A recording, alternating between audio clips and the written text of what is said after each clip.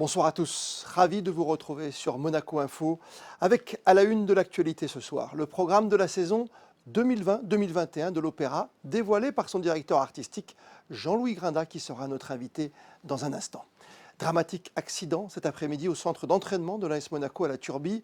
Suite à un éboulement, un ouvrier est décédé. L'ASM, qui auparavant avait préféré décaler sa conférence de presse de rentrée par mesure sanitaire, suite à la découverte de cas de coronavirus dans l'entourage du club. Le football, le sport de haut niveau qui se doit de s'adapter aux conditions du moment. Nous recevrons ce soir la journaliste Estelle Denis, présentatrice TV à la chaîne L'Équipe, qui, comme nombre d'observateurs, s'est étonnée de voir beaucoup de monde hier dans les rues à l'occasion de la traditionnelle fête de la musique et d'évoquer le danger d'une deuxième vague. De quoi vous inquiéter ou pas, à quelques jours des vacances, vous nous donnerez d'ailleurs votre avis dans ce journal. Et sans plus tarder, comme tous les soirs, votre point info du jour avec vous Sandrine Nègre. Bonsoir Sandrine. Bonsoir Christophe, bonsoir à tous. Souvenez-vous, nous vous en parlions la semaine dernière, la Fondation Princesse Charlène et les 24 heures du Mans virtuelles ont organisé un appel aux dons à l'occasion de la course pour soutenir la recherche médicale dans sa lutte contre le Covid-19 et favoriser la vaccination accessible à tous. Eh bien, 21 500 € ont été récoltés et seront ainsi reversés à l'Alliance Gavi. Direction le Grand-Duché du Luxembourg maintenant. Isabelle Béraud-Amadei a remis à son Altesse royale le Grand-Duc de Luxembourg ses lettres de créance l'accréditant en qualité d'ambassadeur auprès de lui. La cérémonie a été suivie d'un entretien privé au cours duquel l'excellence des relations entre le Grand-Duché et la Principauté de Monaco ont été évoquées. Autre sujet à l'honneur, les conséquences bien sûr de la crise sanitaire pour les deux pays. L'ambassadeur de la Principauté a remercié le Grand-Duc et son gouvernement d'ailleurs pour l'aide apportée à Monaco lors de l'acheminement des commandes de masques pendant le confinement. La mobilisation en faveur des jeunes, Sandrine. Oui, dans le cadre de l'opération urgence coronavirus initiée par la MAD, CFM Indosuez Waste Management a souhaité s'associer à l'initiative soutenue par l'association en vue de venir en aide aux jeunes éprouvant des difficultés à suivre leurs études à distance, faute d'accès au numérique. En cette période de crise sanitaire, plusieurs milliers de jeunes en France ont perdu tout lien avec l'école, faute d'équipement informatique. Les fonds mobilisés par la MAD, grâce à CFM Waste Management et à ses donateurs, vont permettre d'équiper 168 d'entre eux en région PACA. Les jeunes ciblés sont scolarisés à Nice, Cagnes-sur-Mer, Toulon, Brignoles et Digne. À tout à l'heure, Sandrine. Le grand retour de l'art et de la culture sur Monaco Info. Avec nous ce soir, Jean-Louis Grinda. Bonsoir à vous. Bonsoir. Moment d'importance aujourd'hui, après une si longue attente. Vous allez nous présenter le programme de la saison 2020-2021. Oui, alors c'est un soulagement parce que après les épreuves que nous avons vécues, qui ont vu beaucoup de nos spectacles annulés, toutes les tournées du Musicien du Prince, les participations aux grands festivals comme Salzbourg reportées, les Corrèges d'Orange également annulées, il était temps de repartir du bon pied et la situation sanitaire le permet bien évidemment. Mais voilà, c'est un moment d'espoir, un moment de foi en l'avenir, et c'est le moment où les artistes vont pouvoir retrouver leur public, parce que le public a cruellement manqué aux artistes. Oui, on manque d'art et de culture en ce moment, ça c'est clair.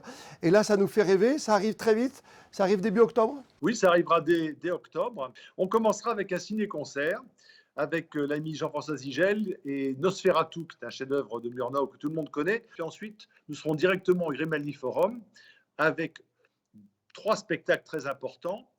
Le spectacle de la Fête nationale le 19 novembre, tel que l'a voulu le souverain, qui sera un concert Cecilia Bartoli avec les musiciens du Prince, sur invitation du Palais. 3 représentations de Carmen, une nouvelle production avec une distribution, je crois, assez éblouissante. Et puis, en décembre, quelque chose de très intéressant, un opéra de Verdi qui n'a jamais été joué en principauté, Ido et Foscari, enfin qui n'a jamais été joué dans cette version-là, Ido et Foscari, avec surtout une distribution, je peux le dire, top class, et la venue de Placido Domingo, qui chante le rôle de Foscari et qui va nous, je crois, nous délivrer une prestation tout à fait inoubliable. C'est mon vœu le plus cher. C'est un grand ami de la Principauté, et la Principauté l'aime beaucoup. On est impatient, hein. Le programme est déjà formidable jusqu'à la fin de l'année. On peut dérouler même jusqu'au début 2021. Ah oui, allons-y. Donc après, nous retournons vraiment à Garnier, avec tout d'abord les musiciens du Prince, à nouveau, et un grand ténor mexicain tout jeune qui s'appelle Javier Camarena, avec lequel nous avions déjà fait un enregistrement produit par par la Bartoli Foundation. Donc, ça sera au milieu du mois de janvier. Puis, un peu plus tard, une nouvelle production d'un opéra de Massenet, Thaïs, avec l'immense baryton français Ludovic Tézier. Un peu plus tard encore, cette fois-ci à l'auditorium Régnier 3, un concert de bel canto avec Karine Day et Olga Peretiatko. Alors pour ceux qui ne s'en souviennent pas vraiment, Olga Peretiatko, c'est elle qui avait enflammé le Grimaldi Forum la saison dernière dans Lucia di Lammermoor. Retour à Garnier avec le Contori de Rossini. C'est un spectacle qui avait été tout simplement abandonné alors qu'il était prêt sur scène au mois de mars. C'était un grand moment de douleur pour tout le monde, pour les artistes, techniciens et pour moi-même, d'arrêter le vendredi 13 en plus, mars, d'arrêter les répétitions. Un peu plus tard, un opéra de Verdi jamais joué sur notre scène, Jérusalem, qui est un Verdi de jeunesse mais très flamboyant, très éclatant. Et puis en fin de saison, sans doute un événement de grande portée avec Boris Godunov. Ça, ce sera pour la saison intramuros, si j'ose dire, de l'Opéra de Monte-Carlo. Est-ce que vous, avec le chant, est-ce que c'est compliqué par rapport à l'Orchestre Philharmonique de Monaco? Est-ce que c'était compliqué aujourd'hui de réfléchir peut-être à autre chose? Parce qu'il y a le chant, il y a de la projection, il y a du postillon. Comment ça se passe? Ben écoutez, j'espère que ça se passera le plus naturellement possible parce que la distanciation sociale dans l'opéra, pas plus que dans le ballet, ce n'est réalisable. À moins que vous fassiez une soirée avec un piano et un chanteur seul en scène, c'est tout ce qu'on peut faire. Ou alors un ensemble de musique restreint, non. Si on fait de l'opéra, c'est avec tout le monde et dans des conditions normales. Je crois qu'à un moment donné, la vie doit reprendre ses droits. C'est le souhait d'ailleurs de mes collègues Maillot, et Maestro Yamada également. On n'est pas là, évidemment, pour faire des ersatz, des versions réduites. Et puis c'est pas l'esprit de l'art lyrique en général. On peut faire quelque chose, mais voilà, la grande saison doit revenir normalement. Et si, par malheur, on ne devait pas pouvoir jouer dans des conditions normales, eh bien, nous ne jouerons pas. Mais je suis plutôt très optimiste parce que je vois ce qui se passe dans le monde entier. Et partout où ça peut reprendre, ça reprend. Pour vous, c'est une salle pleine, peut-être, dès le mois d'octobre? Écoutez, je crois que pour moi, c'est une salle pleine, peut-être masquée, mais c'est une salle pleine. Mais de toute façon, vous ne pourrez pas mettre dans une fosse d'orchestre 70 musiciens dans des conditions différentes d'accueil que le public lui-même, parce que ces gens travaillent et méritent d'être protégés de la même façon.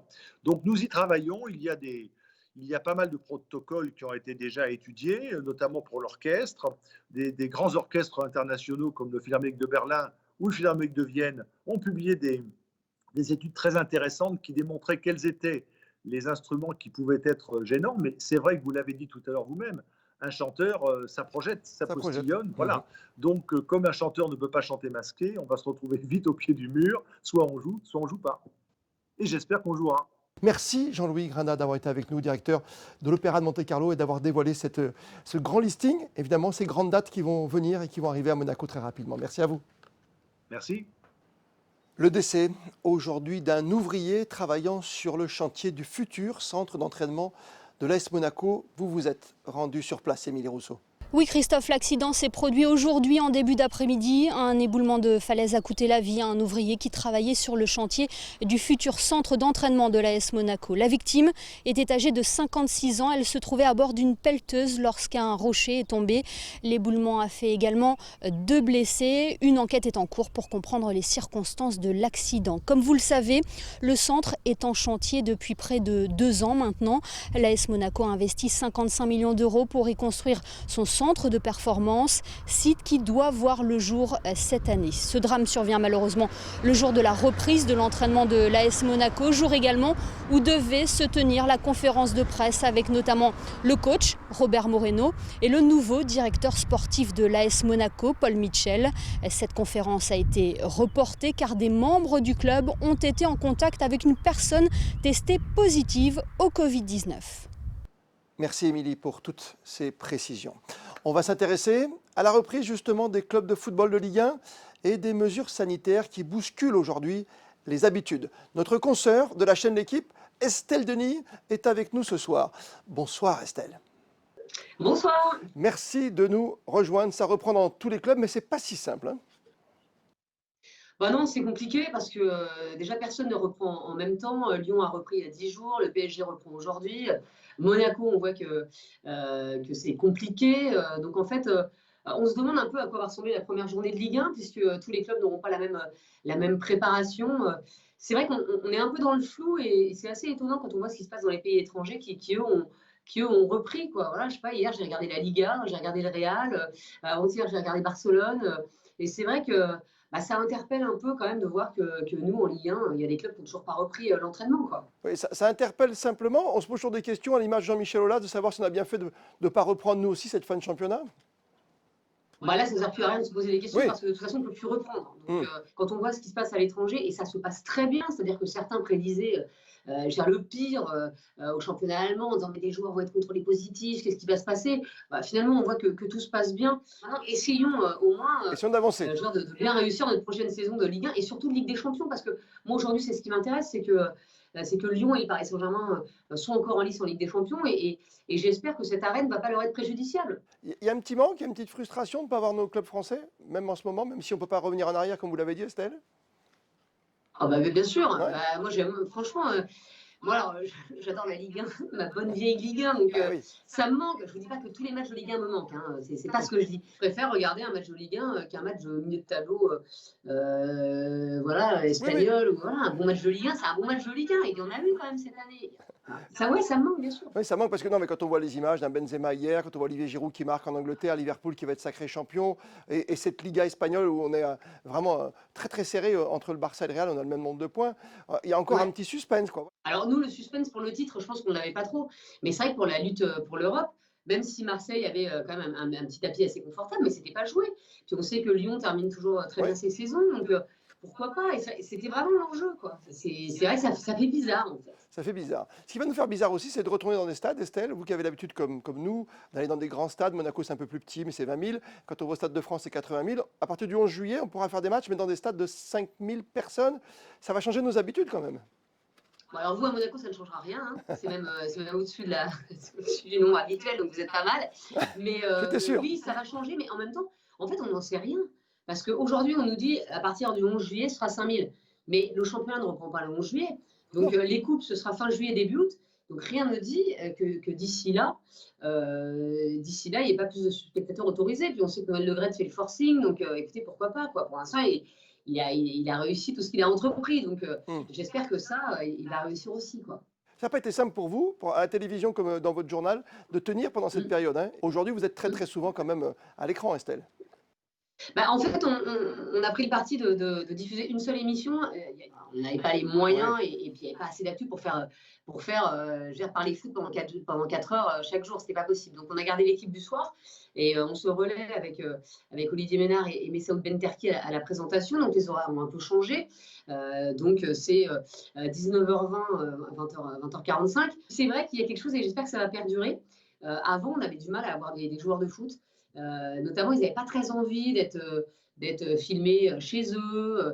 Il y avait une espèce d'appréhension et le confinement a tout changé. Et aujourd'hui, il n'y a plus ça. Et j'espère que ça va durer après le confinement. C'est-à-dire que j'espère qu'aujourd'hui, on va pouvoir toujours avoir autant de facilité à avoir les joueurs en interview et qui vont continuer à se livrer de manière très naturelle parce que ça a été assez formidable. On vous a vu, on a couru ensemble ici à Monaco hein, pour la No Finish Line, Estelle, ensemble. Ouais, c'est vrai. Et ça n'a pas été simple non plus, même pour vous. J'ai entendu plusieurs fois dire que c'était presque injuste de voir que certains sports étaient privilégiés par rapport à d'autres, comme la course à pied en équipe, en groupe. Moi qui cours, enfin, voilà, je fais du footing, etc. Mais je cherchais justement un objectif. Pour l'instant, il n'y a pas de course. On n'en sait rien, ça n'a pas repris. Ça n'a pas repris. Après, non, mais ce qui est un peu étonnant, c'est quand on voit les images hier de Paris, de la fête de la musique, il y a des milliers de personnes qui sont agglutinées les unes sur les autres, qui chantent, il n'y en a pas une qui a un masque. Bon, et de dire le foot, en revanche, ça peut reprendre timidement, bah, oui, là, c'est vrai que ça m'interpelle. Ouais, on a Je parlé. comprends pas tout, mais il doit y avoir des raisons. Et après, je suis pas ministre, hein, donc c'est pas à moi de décider, mais c'est vrai que il y a des choses qui sont assez étonnantes, quoi. Ouais, je trouve qu'il y a des choses qui me semblent assez injustes. Après, je suis dans le sport, donc, mais bon, j'imagine même pas la détresse des gérants de boîte de nuit. Parce que, Qui effectivement, reviendront pas avant le quand mois de on voit septembre, les oui. images de la fête de la musique hier, ils ont dû avoir un peu les boules, quoi. Oui. On en a parlé tout à l'heure, hein, dans le début du journal, évidemment, sur Monaco Info, même d'ici, de la Principauté, on a vu ces images. Merci Estelle Denis d'avoir été avec nous sur Monaco Info. Bonsoir Merci à vous. Christophe, bonne soirée. Évidemment, ce sont des questions qui se posent en cette toute dernière phase de déconfinement. Tous les secteurs d'activité ne sont pas logés à la même enseigne. On y reviendra prochainement sur Monaco Info. Les images de foule, compactes hier soir, d'attroupement à l'occasion de la fête de la musique ont marqué les esprits, on le disait. On vient de l'évoquer avec notre invité, un relâchement qui vous donne à réfléchir tout de même sur l'attitude à avoir à l'orée des futures grandes vacances. Impression recueillie ce midi par Alexandra Pally. Ça ferait même plaisir de revoir un peu du monde. Après, forcément, que ce sera peut-être pas bon pour la santé des gens. Enfin, on va voir justement comment. Mais bon, enfin, de mon avis, il faut continuer à vivre. Ça m'angoissait pas tant que ça. Et puis finalement, avec les images qu'on a pu voir aux infos pour hier soir, enfin, suite à la fête de la musique, ça devient quand même un petit peu angoissant. Je trouve qu'ici, on n'a pas été super touchés. C'est bien qu'il y ait des gestes barrières, mais voilà, je considère que c'est trop. Ça a fait effet, c'est bien. Mais là, ça va, il faut un peu nous laisser vivre. Dire vraiment rien, je serais menteuse. Mais ça me fait quand même plaisir qu'il y a de nouveau un peu comme avant. Je pense qu'il faut prendre le risque. Je crois que les touristes qui vont arriver, de toute manière, ils sont déjà informés. Alors les gestes barrières, ils vont les garder. Mais non, franchement, non. Après, c'est l'attitude de chacun. Hein. Il faut faire attention. Voilà, il faut mettre le masque, il faut faire attention. Mais après, il faut vivre, il faut que la vie continue. Et on vous retrouve, Sandrine, pour le point info pratique du jour. Les élèves et les parents le savent bien, vendredi 26 juin, on marquera la fin de l'année scolaire en principauté, une année très particulière avec le confinement et la continuité de l'école à distance pour beaucoup. Dès vendredi soir en tout cas, les enfants seront donc en période de grandes vacances d'été. Certains vont peut-être partir, d'autres vont prendre la direction du centre de loisirs Prince Albert II à compter du 29 juin.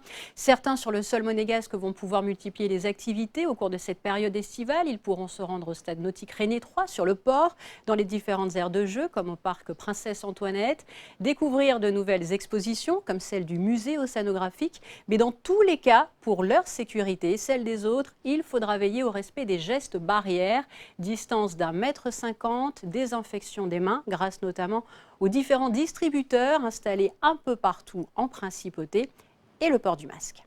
Évolution de nos petites habitudes, encore et toujours. Oui, un badge télépéage de nouvelle génération est mis en service par Vinci Autoroute. Activable via Bluetooth depuis un smartphone, il est directement dans votre portable. Une nouvelle étape est donc franchie dans la simplification des trajets. Terminez les délais d'expédition et d'activation, le badge est aussitôt utilisable. Une commercialisation étendue à plus de 500 points de vente en France a été mise en place auprès d'un large réseau de partenaires de l'e-commerce, de la grande distribution du secteur automobile, ainsi que sur une cinquantaine d'aires de service du réseau Vinci Autoroute. A tout de suite, Sandrine. On évoquait au début de ce journal les récoltes de fonds par nos associations. Ce matin, la CMB, la compagnie monégasque de banque, a remis un chèque d'un montant de près de 500 000 €, 470 955 pour être précis, au centre hospitalier Princesse Grace. Sa directrice Benoîte de Sévlinges nous explique comment cette somme va être redistribuée. Une grande partie a déjà été dépensée en réalité puisque ça nous a permis de passer la crise. Notamment, on a acheté l'automate qui permet aujourd'hui d'avoir des tests, les résultats des tests pour le coronavirus en 2 heures, alors qu'avant c'était 48 heures. Donc toute cette partie a déjà été employée. Ça nous a permis aussi de doubler des équipements médicaux. Quand on avait des unités dédiées, en réalité, on essayait de sortir le moins possible le matériel puisqu'il y avait un risque de contamination. Donc il a fallu racheter des échographes par exemple ou des stéthoscopes, tout simplement aussi bêtement que ça. Sauf qu'à la fin, quand on rajoute toute cette petite dépense bout à bout, ça fait des grosses sommes. Et on savait que la CMB nous avait déjà assuré 100 000 € et il levait les fonds. Donc on attendait de l'argent de ce côté-là. Ça va aussi nous servir à acheter du matériel de bloc opératoire qui est important aussi pour protéger la santé du personnel. Donc, par exemple, il y a quelque chose qui aspire les fumées de bloc qui sont extrêmement toxiques pour le personnel et puis pour le patient qui dort. Donc une partie des fonds a déjà été affectée, l'autre ne l'est pas encore. On est aussi aujourd'hui en train de travailler sur les travaux qu'on va faire dans l'établissement suite à cet épisode pour nous faciliter la vie si ça revient. Et donc une partie de ces dons sera affectée aussi à ces tâches-là. La directrice du centre hospitalier Benoîte de Sévlinges répondait à Vanessa Dessy. Et merci encore d'être de plus en plus fidèles, de plus en plus nombreux à nous suivre sur Monaco Info. Continuez encore et toujours à nous envoyer vos photos, vos vidéos sur le réseau Malizia qui fonctionne, vous le savez, 24 heures sur 24 et 7 jours sur 7. Comme le veut la tradition, voici maintenant le meilleur de vos réseaux sociaux à travers le monde, all over the world.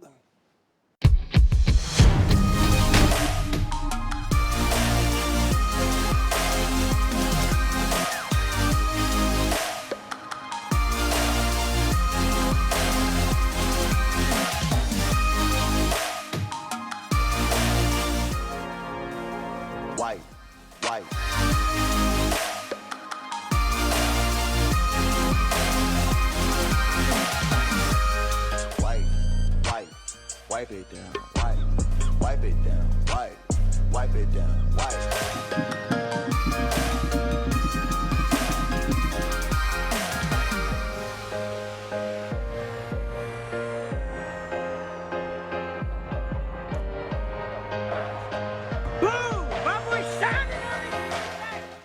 Et pour être complet, la météo ce soir. Sandrine, pour nos prochaines heures.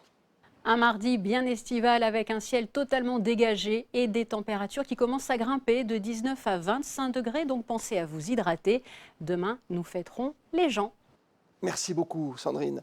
On termine avec les instantanés du jour d'un premier lundi d'été. Photo signée Manu Vitali. Bonne fin de soirée à toutes et à tous. Plus que jamais, vous le savez, vous êtes bien sur Monaco Info.